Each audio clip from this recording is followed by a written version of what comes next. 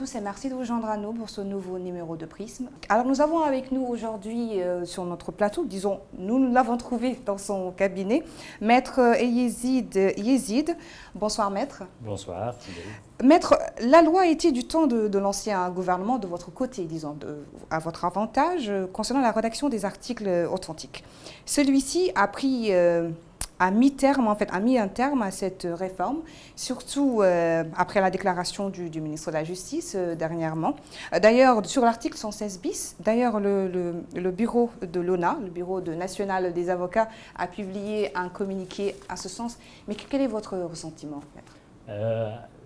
Tout d'abord, je voudrais vous remercier de m'associer en tant qu'avocat à cette démarche concernant l'article 116 bis du Code de commerce. Et je voudrais dès le départ corriger un certain nombre de points dans votre introduction. Tout d'abord, il n'y a pas de polémique au niveau de cet article. La polémique, elle naît quand on regarde la question de loin à partir de l'opinion publique. Et c'est regrettable d'ailleurs, parce que cette question ne devrait pas déborder sur le champ de la place publique et de l'opinion publique. C'est une question très technique qui aurait dû rester confinée dans les sphères techniques au niveau de la famille judiciaire. Malheureusement, nous remarquons que ça a débordé sur la place publique et qu'il y a même une certaine passion. Le débat a été passionné à un certain niveau. Au niveau de la presse et même au niveau de certains protagonistes. Et nous avons des communiqués des notaires, puis des communiqués de l'ordre des avocats, des déclarations du ministère de la Justice, etc. Et ça a créé ça a alimenté une certaine passion. Et je pense que c'est pour cette raison que vous parlez de polémique. Mais au fond, il n'y a pas de polémique. Il y a un certain nombre de règles techniques qui contribuent à une bonne marche de l'activité économique du pays. Et je pense que ce débat devrait être dépassionné et ramené à sa dimension réelle, qui est celle de l'intervention des acteurs de la justice au niveau de l'économie du pays. Parce que chacun apporte sa contribution et son appoint à la sécurité des transactions économiques. Et c'est ça tout le sens de l'article 116 bis, tel qu'il avait été introduit dans la réforme du Code de commerce en 2015. Que dit cet article? Il dit en substance qu'un certain nombre de contrats, à savoir les contrats relatifs au fonds de commerce et tous les contrats qui devraient être authentifiés par notaire, doivent être au préalable rédigés par un avocat en exercice. Pourquoi cette disposition en 2015? Tout d'abord, l'intervention de l'avocat, elle est fortement recommandée, et c'est pourquoi la loi d'ailleurs l'a insérée, elle est fortement recommandée aux parties. Parce que les parties, quand elles passent un contrat, elles mettent en place une opération financière, une opération juridique et une opération économique. Et il est dans l'intérêt des parties, mais il est également dans l'intérêt du pays tout entier et de l'économie au sens large, que cette opération juridique aboutisse à une conclusion favorable et puisse se dérouler de manière normale dans le temps. Les contractants, c'est-à-dire les parties, ne sont pas forcément avertis au départ de l'ensemble des dangers, des écueils, des droits qu'il faut protéger, des obligations, etc. Et justement, l'intervention de l'avocat, c'est d'éclairer les parties sur les droits qu'ils doivent sauvegarder au sein du contrat, mais également sur les obligations qui pèsent sur elles et sur lesquelles elles doivent être averties à l'avance pour savoir dès le départ est-ce qu'elles peuvent supporter ces obligations, est-ce qu'elles peuvent les respecter ou pas. L'intervention de l'avocat a également un autre rôle positif parce que l'avocat, c'est un spécialiste du contentieux, c'est un spécialiste des conflits portés devant la justice. Et donc, en conseillant les parties, il va leur faire éviter au maximum les clauses qui, généralement, débouchent sur un conflit judiciaire. Et donc, c'est une intervention tout à fait salutaire pour les parties. et salutaire pour l'économie du pays aussi, parce qu'elle permet aux transactions commerciales de se dérouler de façon tout à fait normale. Les parties étant avertis à l'avance de l'ensemble des droits et des obligations liées à l'opération concernée. Donc, maître, si je comprends bien, l'acte de contrat déjà écrit par l'avocat serait plus sécurisé que le contrat fait par le notaire. Alors, on n'en est pas encore au notaire. On est encore au niveau d'une relation sous seing privé entre deux parties qui veulent faire un contrat. L'intervention de l'avocat, et ça je le précise dès maintenant parce qu'apparemment tout le monde n'est pas sensibilisé sur cette question, l'intervention de l'avocat au niveau de la rédaction du contrat suppose la plupart du temps l'intervention de deux avocats. Parce que nous avons deux parties en présence qui veulent rédiger un contrat. Donc chacune des parties va s'adjoindre son avocat qui défend ses intérêts, qui l'éclaire sur ses obligations, qui négocie avec l'autre partie par l'intermédiaire de l'avocat de l'autre partie les clauses du contrat. Et quand les deux parties sont d'accord sur toutes les clauses du contrat, à ce moment-là, le contrat est parfait et il peut être signé par toutes les deux en connaissance de cause. Et c'est ce débat contradictoire entre les parties qui est extrêmement essentiel. Parce que c'est à partir de ces débats contradictoires, chacune des parties étant assistée par son avocat, ce qui n'exclut pas que les deux parties se mettent d'accord sur un seul avocat et l'appellent, mais dans la pratique, le plus souvent, chacune des parties fait recours à son propre avocat. On est quand même dans un pays où le recours à l'avocat est quand même minimal, en Mauritanie. C'est dommage. Et on devrait dépasser cette situation. Évidemment, on est loin de la situation des États-Unis, où pour toute transaction, on appelle son avocat, ou même pour traverser la rue, on appelle son avocat, mais on devrait favoriser, et c'est l'un des objectifs de l'article 116 bis, favoriser l'émergence d'une culture juridique au sein de la société. Et donc, je reviens à mon propos pour dire que lorsque les deux avocats, chacun en assistance de son client, parviennent à finaliser le contrat, à ce moment-là, le contrat est prêt à être notarié. Et c'est à ce moment-là qu'on amène le contrat au notaire pour qu'il puisse apposer l'authentification sur le contrat. Et ça m'amène un peu à revenir sur la mission de l'avocat et sur la mission de notaire, qui sont des missions complémentaires, qui sont des missions importantes, chacune en ce qui la concerne, mais qui sont des missions extrêmement différentes.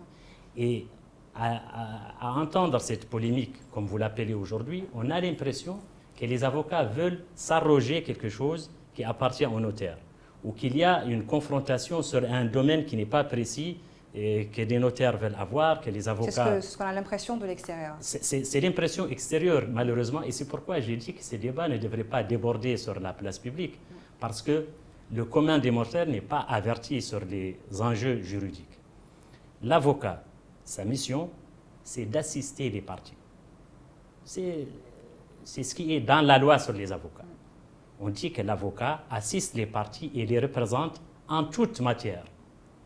En toute matière. Et on dit par la suite que l'avocat agit au nom des parties devant la justice et devant les juridictions pour le contentieux. Mais la mission première de l'avocat, avant même la justice, c'est d'assister les parties en toute matière. Et quand une partie veut signer un contrat, évidemment, ce contrat tombe sous ce en toute matière, parce que ça n'a pas de limite. Et donc, c'est tout à fait normal que l'avocat assiste une partie qui veut rédiger un contrat.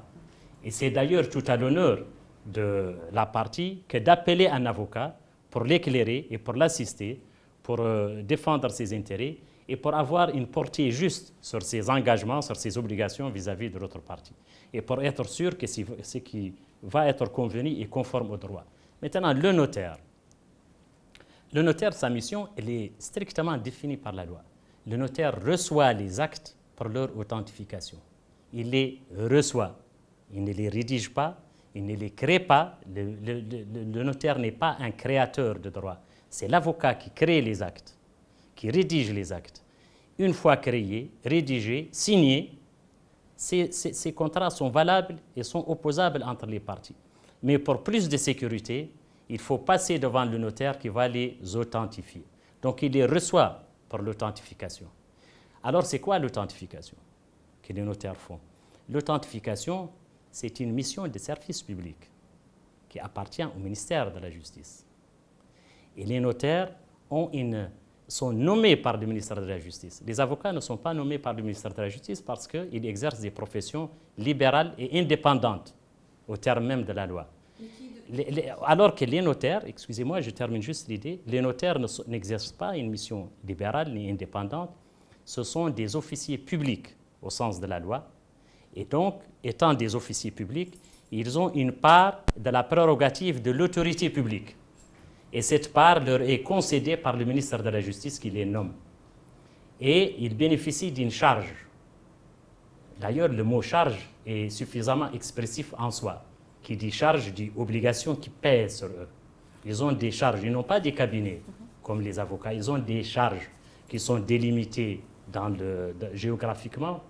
Et ce sont des charges, selon la loi, qui ne leur appartiennent pas, parce qu'elles sont dévolues par le ministère de la Justice.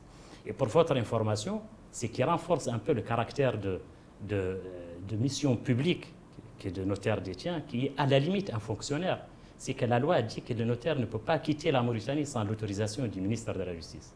Il ne peut même pas voyager à l'étranger sans informer le ministère de la Justice. Donc, le notaire intervient au nom du ministère de la Justice et il appose son authentification. Une fois l'authentification faite pour le document devient opposable vis-à-vis de tous. Il ne peut plus être contesté, sauf dans une procédure très compliquée, une procédure de faux. Mais jusqu'à la réforme de 2015, oui. qui écrivait les actes? Alors, les notaires ou des avocats? Alors, jusqu'à la réforme de 2015, il y avait un certain flou. Les sociétés, disons plus ou moins constituées, les investisseurs étrangers, les personnes de façon générale qui sont à un certain niveau pour défendre leurs droits, recourent le plus souvent à des avocats pour rédiger les contrats. Et une fois le contrat rédigé par les avocats, on passe devant le notaire pour l'authentifier.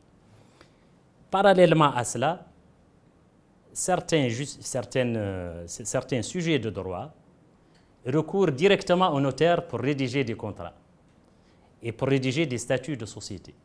Alors, ce qui a été remarqué, c'est que le plus souvent, les notaires, ils ont des formulaires pré-remplis et ils ne font que changer le nom, parce que ce n'est pas leur mission d'assister les parties. Et donc, et d'ailleurs, ils ne peuvent pas se faire payer pour la rédaction d'un contrat. C'est interdit par la loi. Alors, pourquoi tenir à offrir un service gratuit aux usagers qui ne peut pas être facturé? Ça nous ramène à ce que je disais tout à l'heure. Donc, les avocats pensent que rédiger déjà le contrat ou rédiger les actes est beaucoup plus bénéfique pour les particuliers, pour les parties, que s'il était rédigé par les notaires. Oui, tout à fait, tout à fait. Alors, je tiens à faire quand même une précision, c'est que la loi n'interdit pas aux notaires de rédiger les contrats. Avant l'article 216 bis, les notaires sont habilités ou aptes à rédiger des contrats. Ce sont des juristes professionnels et ils peuvent bien rédiger des contrats. Mais il est préférable que ce soit les avocats qui les rédigent parce que, premièrement, ce sont les avocats qui sont au fait de l'intérêt des parties qu'ils représentent. Ce n'est pas le notaire. Le notaire, il est là pour authentifier l'acte. Il ne peut pas donner du conseil. Le conseil juridique, c'est le propre des avocats. Deuxièmement, les avocats ont plus de temps pour cela. C'est leur métier. Parfois, la rédaction d'un contrat nous prend 6 mois de négociations entre avocats, 3 mois de négociations entre avocats. Je vois mal un notaire rester dans son bureau pendant 3 mois pour aider les deux parties à rédiger un contrat, parce que ce n'est pas sa mission. Donc nous pensons qu'effectivement, il est préférable, et c'est tout le sens de l'article 216 bis, il est préférable que les contrats soient rédigés par des avocats. J'ai vu votre émission avec Maître Choi, qui est un excellent notaire, un très bon juriste, pour lequel j'ai le plus grand respect, et que je considère même comme un ami. Et je n'ai pas été confortable quand il dit le notaire, c'est le professionnel du contrat, c'est lui qui doit rédiger le contrat. Et donc, une petite anecdote, parce qu'en en janvier 2015, fin 2014, début 2015, je représentais une société mauritanienne qui avait une grosse transaction avec une société étrangère. C'était une grosse vente d'actifs, hein, qu'on a notarié justement chez Maître Choi. Et ce contrat, la négociation du contrat nous avait pris 4 mois. Et on est venu dans le cabinet de Maître Choi avec le contrat déjà prêt sur une clé USB, et il n'a fait que mettre l'entête par devant nous. Maître Choi a comparu telle partie, et il a authentifié le contrat. Il n'a pas ajouté une virgule ni un mot au contrat qui avait été rédigé au préalable par les avocats. Et à l'époque, ça ne l'avait pas gêné du tout, hein. Donc, normalement, ça devrait être la règle. Maintenant, il y a un aspect important de la question qu'il faut avoir à l'esprit, c'est que la rédaction des contrats par les avocats en vertu d'une règle légale, parce que c'est ça qui gêne un peu au niveau du ministère de la Justice, parce que c'était dans la loi. C'est une tendance aujourd'hui. C'est une tendance aujourd'hui de par le monde que les avocats soient investis d'une mission de rédaction, légalement. Ils l'ont toujours été dans la pratique.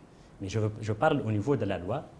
Et nous avons la loi du 28 mars 2011 en France qui a créé ce qu'on appelle l'acte d'avocat, qui est devenu une catégorie juridique. Ce sont des actes rédigés par les avocats. La même année, la Tunisie est allée plus loin et a légiféré dans le sens où certains contrats très importants devaient être obligatoirement rédigés par des avocats. En 2015, la Mauritanie est encore allée plus loin et a légiféré que tous les actes passés devant notaire doivent être rédigés par un avocat.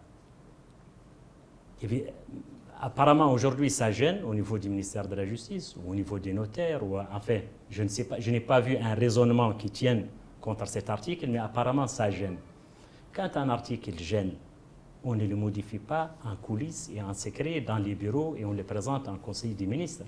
Quand un article d'une loi aussi importante que le Code de commerce gêne, on convoque les différents acteurs concernés par cet article sous l'égide du ministère de la Justice. On engage une concertation pour mettre en place un article de remplacement si l'article ne peut pas être appliqué. Donc si je comprends bien, vous trouvez que les avocats n'ont pas été impliqués avec cette nouvelle réforme? Pas du tout. On l'a appris le jour où c'est passé en Conseil des ministres. Et je pense que ce n'est pas la meilleure procédure qu'il faut pour modifier un texte aussi technique et aussi sensible. Et je pense qu'on peut toujours revenir à cela, appeler les différentes parties autour d'une table, avec la supervision du ministère de la Justice, mener une négociation calme, apaisée, pas sur la scène publique, pas sur les plateaux de télévision, ni sur les colonnes de Cridem, non, dans des bureaux, entre professionnels, et je suis sûr qu'on trouvera la solution. Mais maître, je sais que vous n'aimez pas beaucoup le mot polémique, mais j'ai l'impression quand même qu'il y a une polémique où les avocats sont d'un côté et les notaires et l'État de l'autre. Surtout avec déjà la déclaration du ministre et ensuite le communiqué de l'ONA. Oui, alors effectivement,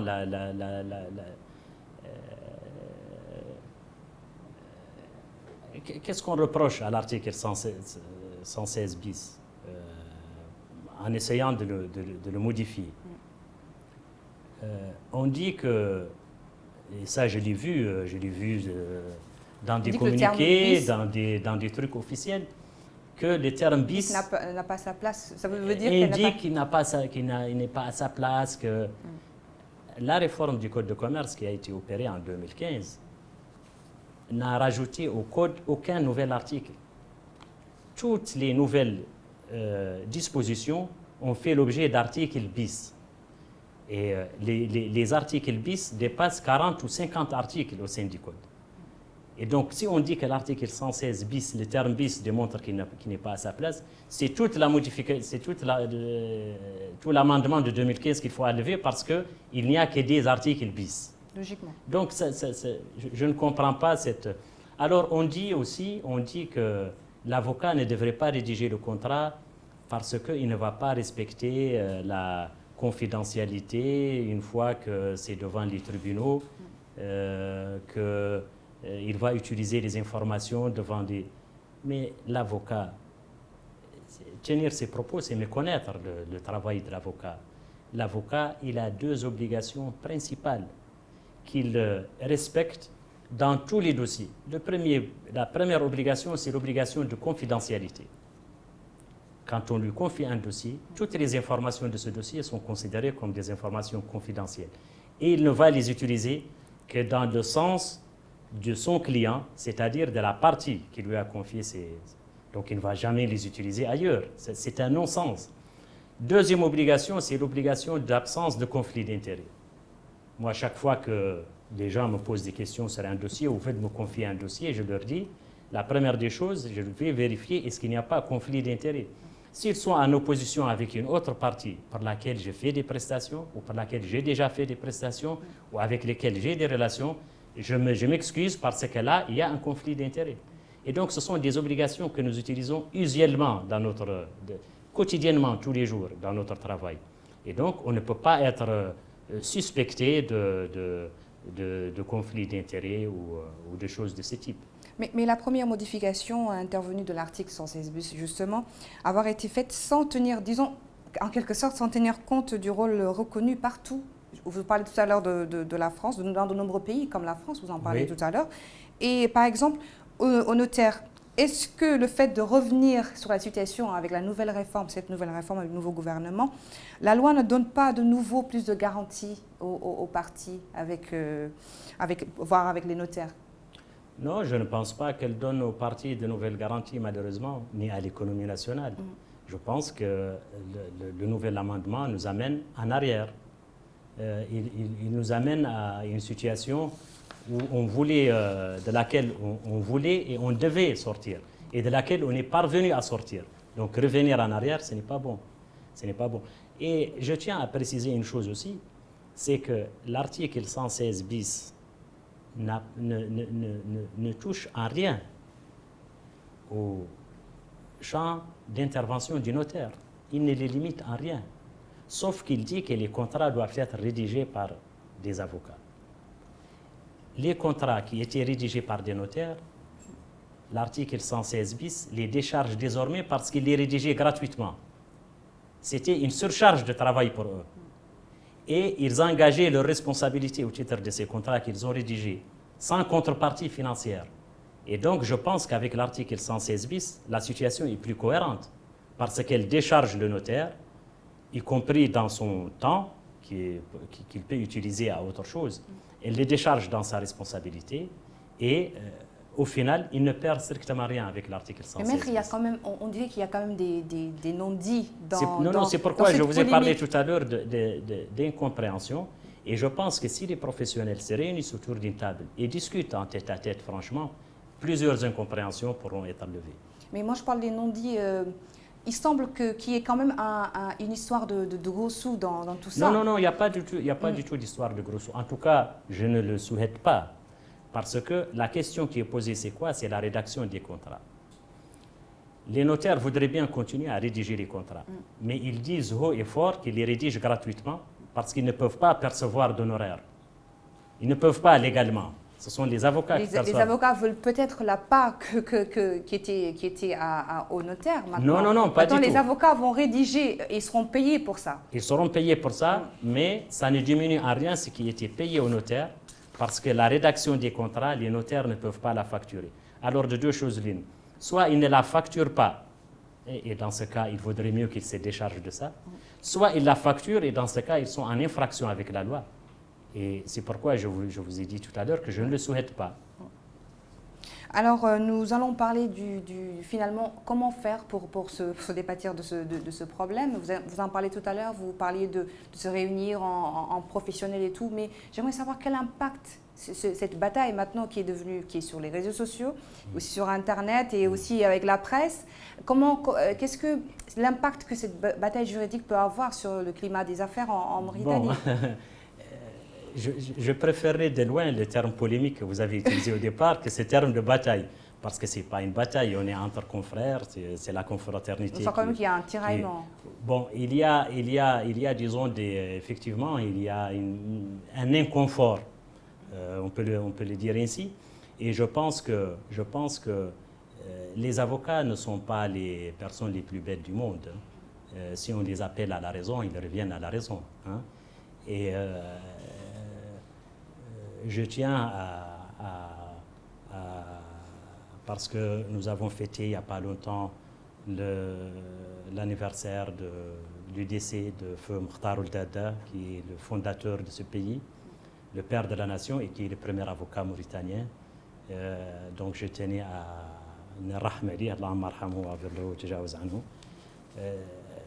je pense que c'est le meilleur exemple. Cette personne auguste qui a construit notre pays offre le meilleur exemple que les avocats ne sont pas des personnes dénuées de bon sens.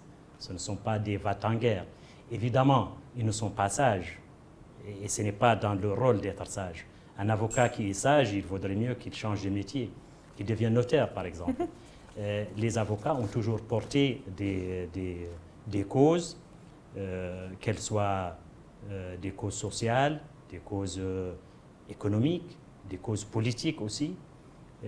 Ils ont toujours été à l'avant-garde de la construction de l'état de droit, de la protection des libertés individuelles et collectives. Et je ne pense pas qu'on puisse les, disons, jeter le bébé avec l'eau du bain. Il faut quand même tenir compte de leur place, du rôle qu'ils jouent. Et je pense que l'objectif pour nous tous, c'est de construire un état de droit viable. Un état de droit, un état tout court, pour qu'il soit viable, il faut d'abord qu'il soit un état de droit, c'est-à-dire qu'il préserve les libertés individuelles et collectives et qu'il les protège. Et il faut qu'il préserve aussi sa viabilité économique. Et je pense que les avocats ont leur rôle à jouer dans un sens comme dans l'autre. Et je ne peux qu'interpeller les nouvelles autorités politiques du pays, comme vous m'en donnez l'occasion, sur la nécessité de consolider véritablement un état de droit, parce que nous sortons disons, d'années un peu difficiles. Nous avons connu des dossiers difficiles. Je pense en particulier au dossier des militants de l'Irak qui ont subi toutes les injustices. Je pense au dossier de ces blogueurs, de ces chanteurs. Et je ne peux que penser évidemment au dossier de ces hommes d'affaires, M. Bouhamatou, M. Deba, qui sont en exil.